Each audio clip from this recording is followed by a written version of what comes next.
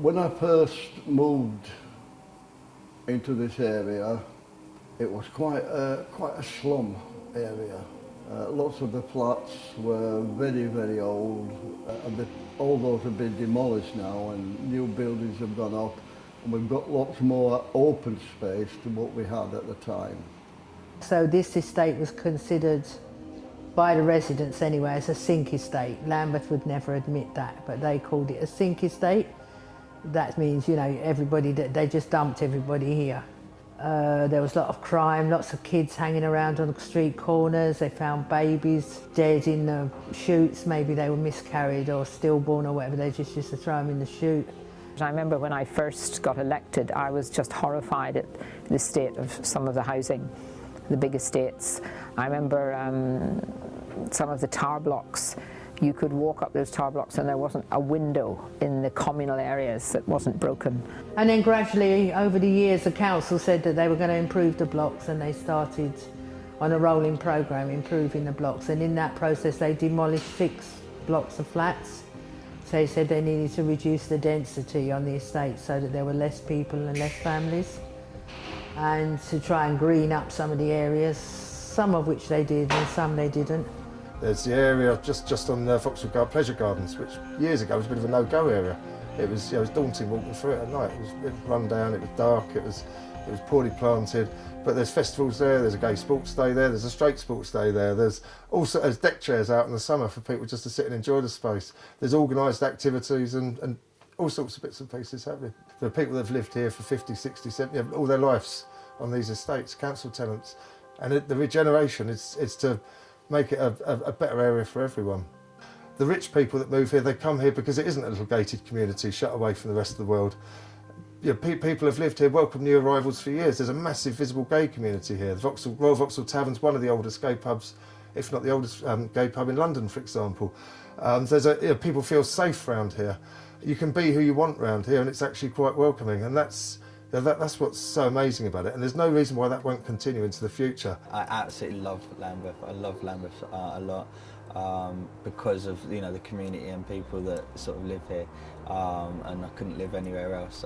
So we have a very big gay population here. We have sort of a lot of sort of people from all over the country. So right here where I live now, every single one of my neighbours live somewhere, have come from somewhere else, and we all sort of live really nicely together. So we all come out the front and we all talk to each other and all that. And when it's Eid next door, we get presents. So it's actually, you learn the best from other people's cultures. So you get, a bit of that culture, a bit of that culture. I've tried some mad food while I've been here from my neighbours and all that. So, and you get it's so rich with diversity, so rich with, different cultures and different backgrounds. And I work across the country, so I go to some areas and you can see that they've got a mixture of people living there, but they're not mixing. So, right, you guys live there, you guys live there. You have your little village there where you drink and whatever, and it's separated. But here I find it more integrated, and I think that's quite unique in the world actually. I think London is such a beautiful place, and I love living here for that very reason, because there's so many people from so many different places, and we all sort of live together. I come from a background where everybody speaks to their neighbor. So when I came here, and I started saying hello to my neighbors, they were looking in a very weird way. But 6 years along the line, things have changed, and it feels like home for most of us. You go out of your front door and you know your neighbor, which is the most, it's a priceless thing to have, I think, in London especially, when people are scared to say hello to their neighbors. And that's the most important contribution that Vigerta did in this area. It created that sort of community, neighborhood feeling that it's very difficult to create.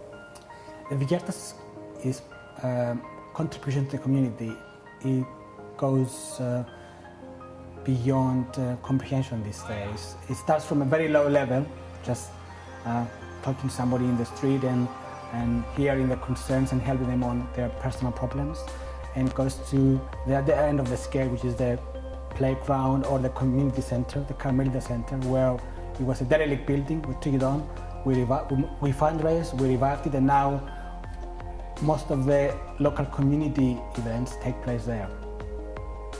You know, the events that we have, just people to be able to socialise and stop being lonely and being able to network and know that they've got somewhere to come and meet people who can help them.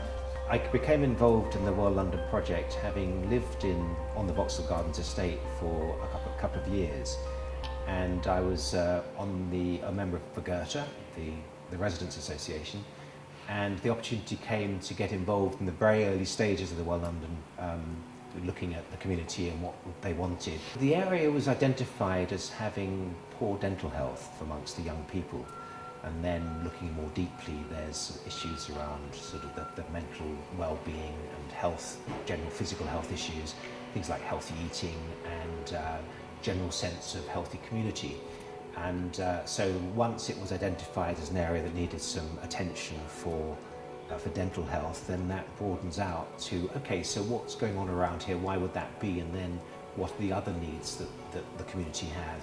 And that's where the community cafes came in place, so people were asked what would they like to have in place to make it a better place to live. And a lot of the projects that have evolved from those early days. Greater Sparkworks was founded when I came to work in Lambeth, having been made redundant from the youth offending service in a prison where I worked as an art tutor. In 2003 I came to Lambeth and been working ever since with young people, with elders, with children, doing lots of youth work, employment training through the arts. We run a fashion training course, an upcycling and markets training course, the film and media skills training course. And so far we got a lot of young people back to work, back to college, back onto another course, into all kinds of volunteering opportunities. We're really amazingly proud of you all. It's been amazing, the success rate. I became involved in Oval House in the late 1960s. We were one of the first theatres to open our doors to gay theatre, lesbian theatre. We did creative play projects all over Brixton and Vauxhall every Christmas, summer and Easter. I know a bit about World London. I'm critical of World London, like I'm critical of everything, because I'm critical of myself as well. I think the way it started was wrong. I think they came in heavy-handed. They didn't quite listen to the area. They wanted to impose from above. I think the way it was funded was wrong. I think now it's beginning to sort itself out much better. I think it's learning to deal with issues that affect people's health rather than just the one issue. What I've learned is, although a lot of people on the outside looking in think that areas like Vauxhall have these dark, grim estates, they're not. They're fantastic. In those estates are, to me, the future Shakespeare, the future dancers, the future Van Goghs, the future Sam Becketts. They live on these estates. My role model, he's my granddad. He's always said to me, things won't come to you, you've got to work hard for it. If you be nice to someone, obviously they can pay you respect back. Just give yourself a good name. Well, in this area there is Vauxhall. They make football teams, they make tennis teams. There's near Vauxhall Estate, there's it's called Spring Gardens. There's a big building, sports centre for young people and older people to go to. There's this youth club, of course. There's a community centre right around the corner that you can sign up to play football tournaments at. And there's also Old Bailey's, I think once a year, something around that. You get to see Michael Jordan. It's a good place to go to.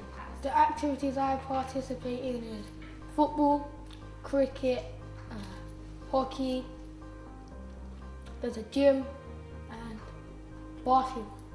Ping pong, cage cricket, football. Football, cricket, hockey, table tennis, the gym, snooker. Football, gym, ping pong, music. Me and my friends perform in a group, we rap together, we sing together, and like it teaches me how to do vocal stuff without and talk properly, because when I was younger, the age of 5, I got a stammer, and my friends have taught me how to breathe when I'm stammering, or if not, I'll just take my time, slow down, or if I'm rapping, I'll do it fast, so I don't have to stammer or rush my things out. My dreams personally are to make it big as a black person in living in like London and stuff. You don't get many good jobs and stuff, so I think my dream would be to make it really successful to prove to other people that it can happen. Quite a lot of young people were going out, robbing trainers, money, like gadgets, stuff like that. So I think money's a barrier to young people, especially to young people. And, There's quite a lot of gangs, quite a lot of violence. Some people come here to like get away from that and to go with their friends and stuff. There's a lot of like pressure and smoking and all that stuff. So if people weren't here, they would be probably doing that and stuff. There's loads of like violence and like people stealing your bikes, motorbikes and things like that. So here's that where they can just all come and like it's a bit relaxed than being out on the street. People holding knives, people nicking bikes, nicking stuff, shoplifting and things like that. The young people are facing these pressures because it's like higher expectations are raised these days from the society. So people, if you don't have many friends, if you're not, let's say, if you don't go out every day, if you're a boy, you don't play football, if you're a girl, you don't, like, let's say, buy clothes every day or something like that, you're considered as a nobody in the area, I guess. I think that what needs to be done is there should be more cameras, more CCTV, there should more be like police patrolling around the area, and hopefully they could trap the people that are doing wrong immediately, so other people can't copy and then do things wrong as well. More police patrols, more cameras, to make the residents safe. Same as for the teenagers as well. I think what is needed is more youth clubs, because this is like the only youth club around here. So yeah, quite a lot more youth clubs. There's not enough workshops for the young people, and not enough, like sports activities. Instead of like a one-day workshop, would be like an ongoing thing. So it keeps the kids and teenagers off the streets. I think that Lambeth should put more money into youth clubs and funding. They're knocking down like most of the places where the kids like usually play and turning it into houses and things like that. A lot of this building work that's happening, starts at millions of pounds. I'm never going to be able to afford it and live in this area or buy. And I think with a lot of these houses being built, many of them are empty properties. So a lot of people were, foreign investors, for example, sort of buying property and then not living in there. And I don't believe that creates community and people sort of knowing each other. To build housing, there is no money to build more housing. So we have all these fantastic luxury apartments going up around here, but who in the local community can afford to buy them? $250,000 a time. It's ludicrous. Even flats on this estate where tenants have bought them and become leaseholders, 2-bedroom flat on this estate can sell for $250,000 because it's so central. Most of the housing is completely unaffordable for local people, but usually we get some affordable social housing out of the big private development from what's called Section 106, which is the sort of money that's given to put up to the council because they get planning permission. Not quite a bribe, but it's then goes into things that the council want to spend it on. If the money that had gone from each house that was sold or each flat that was sold had gone back into being able to get more housing. But I think for a long time, successive governments, including the last Labour government, didn't give housing the priority. Everybody who is homeless, or is homeless in the sense of living in a very, very overcrowded flat where they have to share a room with perhaps 3 or 4 people, which does happen in a 2-bedroom flat sometime when a family has children, then they feel equally in need of a home than someone who hasn't got anywhere. The policy's always been that if you're a single young person and have no problems in the sense of having any kind of real serious medical problems, then you wouldn't get priority because you would be expected to go into the private sector and try and get somewhere there. Now that's getting more expensive, so that's difficult. Now the government at the moment is planning to remove access to benefits for under 25s. They'll expect them to move back home. Now for a 20-year-old kid or a 19-year-old kid or a 16-year-old kid, like I used to work with at Centrepoint, if they're homeless, there's a very good reason. There might be domestic violence at home, it might be through sexuality. There's a very good reason. They don't wake up one morning and go, do you know what, I'd like to sleep in a nice, cold, drafty, wet doorway, rather than a nice warm bed. There's a very good reason why they're homeless. And a lot of them add to those issues. A life on the street's dangerous, it's fraught with danger. So homeless people need an awful lot of support. And in this borough, here, locally, Vauxhall's always been known as an area that's hosted a range of hostels. I went for a period of my life where I was sort of homeless and going from place to place and that, and very little income, so which massively impacts on your ability to socialise. And I think people take that for granted, that actually socialising and talking and spending time with other people affects your health. If I wasn't here, I don't know what I'd be doing. I'd be sitting at home. I'd be playing FIFA. Nothing really. I'd be at home watching TV. There's a lot of pressure and smoking and all that stuff. So if people weren't here, they would be probably doing that and stuff. There's quite a lot of gangs, quite a lot of violence. Some people come here to get away from that and to go with their friends and stuff. So yeah. People there have got nothing else to live for, so they go into drugs to get a few bob together. But the way they take them, I don't think they reach anywhere near my age, 82, but that's a sad thing for them. The concern of mine is the OAPs in the area, especially single people.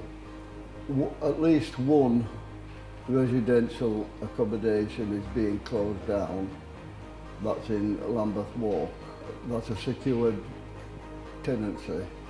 And my only concern is where are these people going to go? Lambeth Council should make more residential accommodation for elderly and disabled people.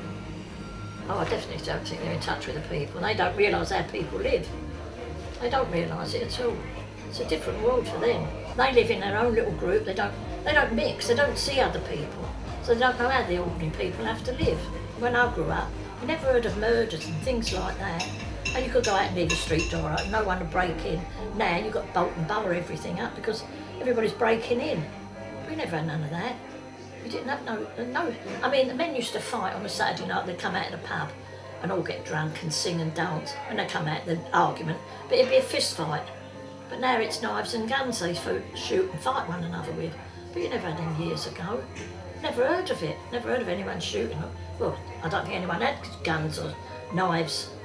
I mean, things you can't imagine what it was like to what it's like today, I get very concerned about the numbers of elderly people who are living on their own and feeling quite isolated, not frail enough to actually need full-time care or anything like that, but who have quite difficult lives dealing with isolation. Maybe their relatives have moved out of London, they don't see them that often, they can't get around so easily, and they have seen their neighbourhoods change hugely. And for a lot of older people that can be quite difficult. And it is happening for a lot more young people take time to just go and talk to their neighbours. I like change, personally I do like change, and Vauxhall is undergoing big change. The only criticisms I can put on the table is that the community maybe sometimes was left outside the game. When consultations took place about the developments of the riverfront, some of the views that community had probably they haven't been acknowledged. So now that some of these developments went ahead, the community seems to, not feeling very happy about them. But saying that Vauxhall needed a change, and the biggest change that is needed is the London Juratory, the roundabout basically, that is bang in the middle of Vauxhall and splits Vauxhall in two and makes Vauxhall looks like being just an interchange. It's one of those regeneration projects that definitely needs to go ahead. But because it's such an important project and it sits in the middle of Vauxhall, I think lessons need to be learned, and before they decide what to do with it, they need to consult the people that live here, and the Gerta that represents 3,000 people are the people to ask and listen to. The councils will often, or anybody will come along and say, oh yes, we're consulting. But really what they're doing is they've already made a decision, then they're trying to tell us this is what's going to happen, and then they tell us we've consulted. People in authority these days recognise, I think, that they have to listen to people, and they can't just have a top-down way of doing things. That they've got to actually get people involved and take people with them, because there are some difficult decisions to be taken sometimes, and there's always lots of difficult issues over planning, and you've got to try and listen to people and get their view before the local council comes in and does something, or government does something. I would say that there's some councillors who have been brilliantly supportive. Chris Marsh, for example, he and all the people around him have been fantastically supportive and very encouraging, and very prepared to come and give a hand. But there have been other parties I haven't actually seen. I mean, I've tried to contact, but they don't seem to be on the estate and sort of spend much time here. So, we are always lobbying government and trying to get support and help in what we're doing. We want more local people to get involved, really. People are always asking me to be a councillor, but I ain't in that. I've got enough headaches without that. But yeah, it needs local people and people that have come up through working class backgrounds, really, to understand what's going on.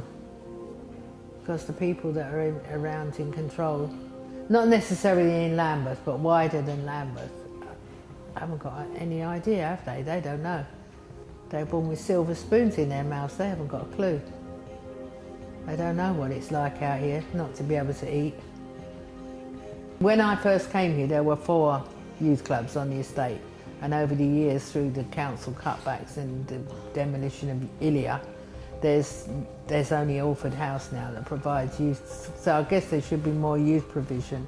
And we've been trying, through the new summer holiday project with New Breed to get some youth stuff going on. There's certainly a need for youth provision. This is one of the most important places to ask, and Adventure used to be, but because different places keep opening, closing, it's we don't have somewhere stable that we can always go to. So I think if they open more, that would be really good. There's not enough workshops for young people, and not enough, sports activities. Instead of a one-day workshop would be an ongoing thing, so it keeps the kids and teenagers off the streets. Around the corner we had a lot of problem with sort of drug issues on a certain street. A colleague of mine, because I worked just around the corner as well, and he found all these needles on the floor, and it was literally outside a park, and that scares people. It's not nice. And at the Tenants and Residents Association meetings, it sort of comes up frequently that about drugs and drug dealing in the area. The thing is, stuff is being done about it. So actually, I find the council quite responsive, and they are doing stuff. However, there's doing stuff and then communicating you're doing stuff, and I think it's very important to let people know what's being done and what's doing things. There's a lot to say about customer service, in councils and all that, and how they communicate stuff.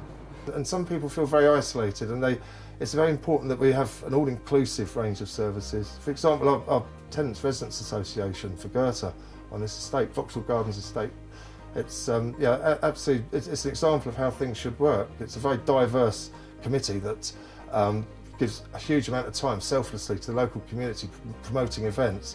And then when you get people engaged and you've got them coming to an event, whatever that event is, make sure there's a range of publicity available, a range of languages, make sure it's welcoming. But it's no good just being able to say, well, look, we've ticked the boxes, we've got a load of things happening in Brixton, so all you've got to do is go down there and ask for it. We've got to take it to people. I passionately believe that people with experience of the problems we seek to solve are the best representatives. So rather than the sort of people who claim to be expert in something, coming in and saying that this is what a community needs, this is what you need, actually it should come from the community itself and individuals themselves or people with those needs. So it's really important to at least have that mechanism to be able to talk to people that you're trying to sort of engage in that. So I think the best way to reach out to people in the community is for people in the community to be genuinely involved, not tokenistic, not, oh right, yeah, tick a few boxes. People to be genuinely involved and having in any engagement sort of a process for really asking what do you want, what do you need, and creating a safe atmosphere where people can say what they want and what they need.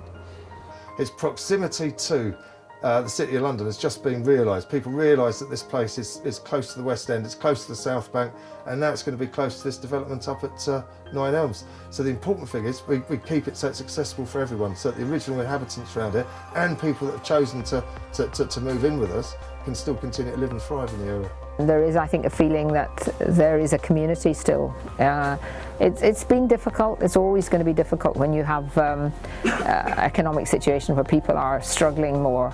But it is the community that can get people through those kinds of difficulties and until things get better economically. I tend to have an optimistic outlook and want to say that Lambeth has a real fantastic opportunity to move ahead.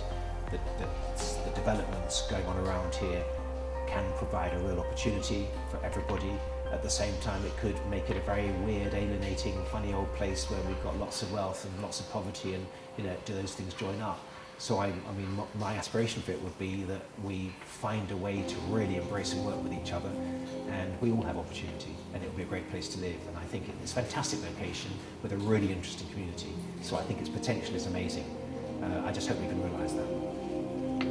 The future is young people. Let young people start setting up their own cultural businesses. Let young people start setting up their own apprenticeships. Let young people go out and educate people of my generation and say, this is us. Not what you see in the media, not what you hear, this is us. We're going to bring in our unique talents and our unique experiences of life. And also you can say, can you teach us as well? So it's that shared experience.